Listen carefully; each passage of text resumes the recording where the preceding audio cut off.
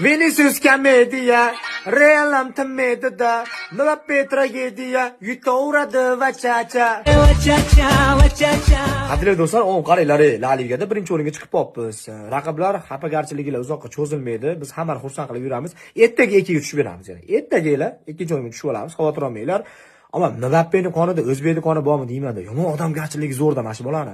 Ibrahim Diyas yaqinda Afrika Millat chempionat finalida bunday qilib penaltidan uralmadi. Hozir mana Mbappe bu taqdirni qarang. Xuddi shunaqa qilib bunday qilib urib berdi-da, "Do'stim" dedi.